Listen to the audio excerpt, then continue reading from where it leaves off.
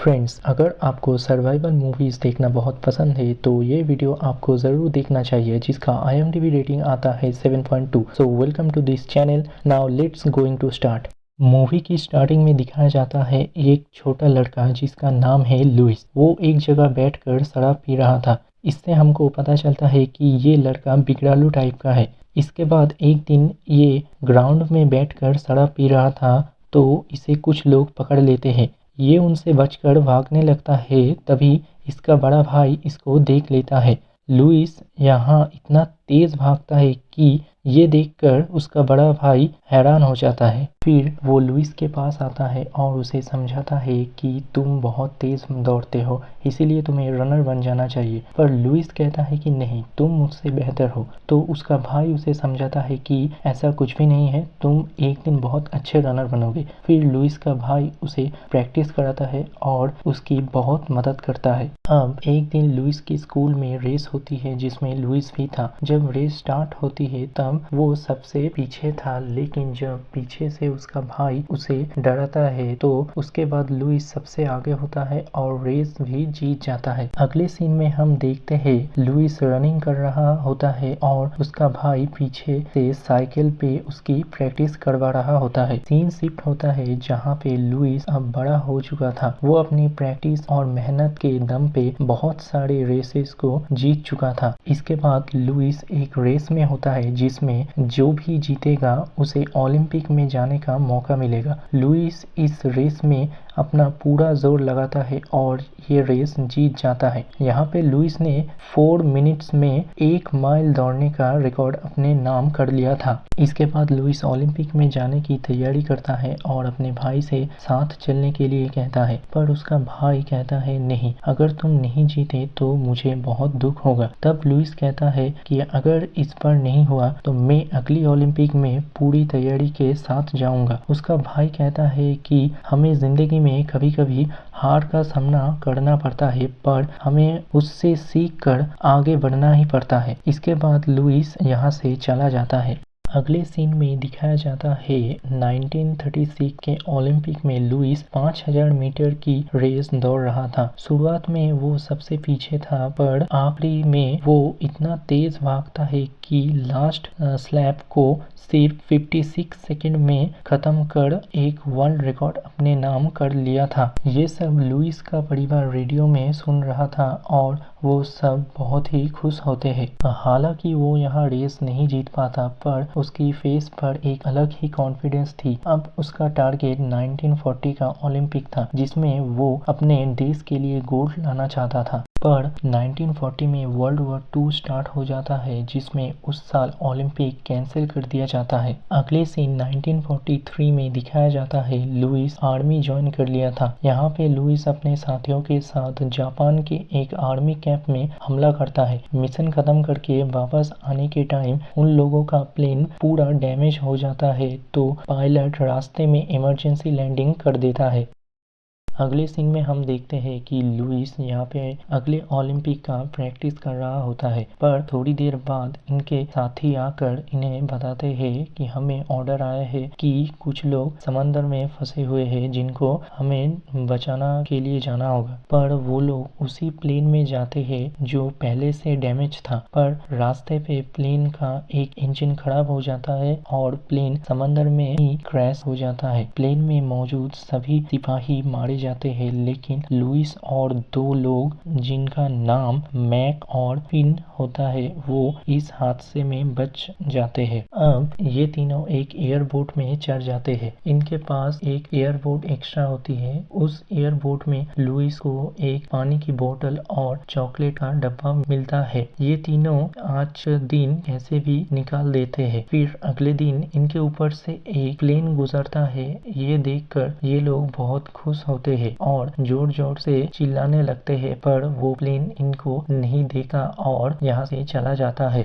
इसके बाद लुइस उस चॉकलेट के डब्बे को देखता है जो खाली होता है। दरअसल मैक ने रात को सारी चॉकलेट्स खा लिया था। इस बात से लुइस उस पर बहुत गुस्सा करते हैं, लेकिन अब कोई फायदा नहीं है। अब 3 दिन इन लोगों को बिना कुछ खाए पिए ऐसे ही गुजारना पड़ता है। थोड़ी देर बाद इनके बोट पर एक पक्षी आके बैठता है, जिसे ये लोग पकड़ लेते हैं और और कच्चा खाने की कोशिश करता है, पर उसका टेस्ट इतना बुरा है कि ये तीनों खाते ही उल्टी कर देते हैं। इसके बाद ये तीनों उस पक्षी के मीट से मछली पकड़ने की कोशिश करता है। इन्होंने एक मछली पकड़ लिया था और किसी तरह उसे कच्चा खा लेती है। रात में जब बारिश होती है तो ये तीनों काफी सारा पानी पीते हैं, पर थोड़ी देर बाद वो बारिश तूफान में बदल जाता है, जिससे इन तीनों को काफी मुसीबतों का सामना करना पड़ रहा था। अब इन तीनों अपने बचने की उम्मीद छोड़ दिया था। फिर सुबह तक तूफान शांत हो जाता है, जिससे ये तीनों बच जाते हैं।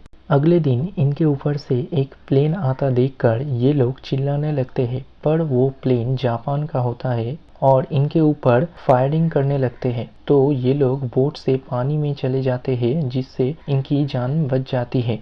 पर इस हमले में इनकी एक और बोट पर गोली लग जाती है, जिससे वो डैमेज हो जाती है। हालांकि इनकी दूसरी बोट पर भी गोली की छेद होती है, पर वो उसे जैसे तैसे रिपेयर कर लेते हैं। अब बड़ी मुश्किल से इन तीनों को एक ही बोट में रहना होगा। इस तरह 45 दिन बाद इनका एक साथी जिसका नाम मैक होता है, उसकी आज मौत हो जाती है और ये लोग उसकी बॉडी को समंदर में बहा देते हैं। अब ये दोनों भी बहुत दुखी होते हैं और अपने मौत का इंतज़ार कर रहे होते हैं। लेकिन आज पूरा 47 दिनों के बाद इन्हें एक जहाज़ नज़र आती है, जिससे इन्हें लगता है ये बच जाएंगे, लेकिन इन्हें नहीं पता था कि ये जहाज़ उनके दुश्मन देश जापान का होता है। ये जापानीज इन दोनों को अरेस्ट कर लेते हैं और अपने साथ एक प्रिजनर कैंप में ले जाते हैं।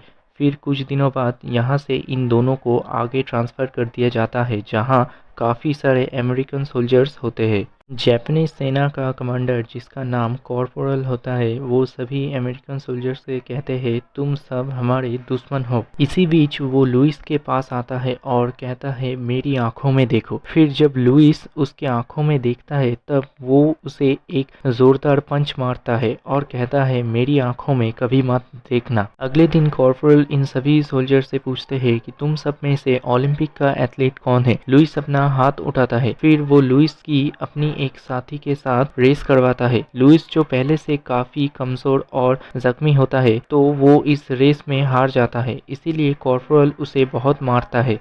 अब एक दिन रेडियो से कुछ लोग आए होते हैं जो लुइस को बताते हैं कि अमेरिकन आर्मी ने तुम्हारे परिवार को बताया है कि तुम मर चुके हो, तो हम चाहते हैं कि तुम सबको सच्चाई बताओ। इसके बाद लुइस रेडियो में अपना परिवार को बताता है कि मैं अभी जिंदा हूँ और जापान में एक प्रिजनर कैंप में हूँ। इसके बाद असली मामला सामने आता है। जापान सरकार की आदमी लुइस को एक पेपर देती है जिसमें लिखा था अमेरिकन गवर्नमेंट ने हमारे साथ धोखा किया है और हमें गवर्नमेंट ने अपने हाल पे छोड़ दिया है। ऐसा लुइस को रेडियो में बोलना था, जो कि जापान वालों का ही प्लान था। लुइस इसे पढ़ने से मना कर देता है, तो वो लोग उससे कहते हैं कि अगर ने रेडियो पर ये सब बोल दिया तो हम तुमको यहाँ से रिहा कर देंगे और तुमको तुम्हारे परिवार के साथ एक अच्छी लाइफ देंगे। इसका अंजाम जानते हुए भी लुइस ने राजी नहीं होता है, तो ये लोग उसे वापस उसी कैंप में भेज देते हैं। यहाँ कॉर्पोरल लुइस से कहता है कि मुझे लगता है कि तुम काफी मजबूत हो, तो चलो आज इसका प्रूव हो जाए। तो वो सभी अमेरिकन सोल्जर्स को कहता है तुम सभी एक एक करके इसे मुक्का मारोगे, पर वहाँ पे सभी लुइस को मारने से मना कर देता है। इससे गुस्सा होकर कॉर्पोरल लुइस के दोस्त फिल को बहुत मारता है और उसे जान से मारने की धमकी देते हैं। ये सुनकर लुइस उन सभी को उसे मारने के लिए कहता है। वो सभी लाइन से लुइस को एक एक करके मुक्का मारते हैं। इतना लोगों की मार खाने के बाद लुइस की हालत बहुत खराब होती है। एक दिन लुइस अपने साथियों के साथ बैठा था, तभी वहाँ पे कॉर्पोरल आता है और उससे कहता है मेरा प्रमोशन हुआ है और मैं यहाँ से जा रहा हूँ। ये सुनकर लुइस खुश होता है, लेकिन कॉर्पोरल के जाने के बाद इनके कैंप पर हमला होता है, जिससे काफी लोग मारे जाते हैं। इनका कैंप भी रहने लायक नहीं होता, तो बाकियों को शिफ्ट कर दिया जाता है।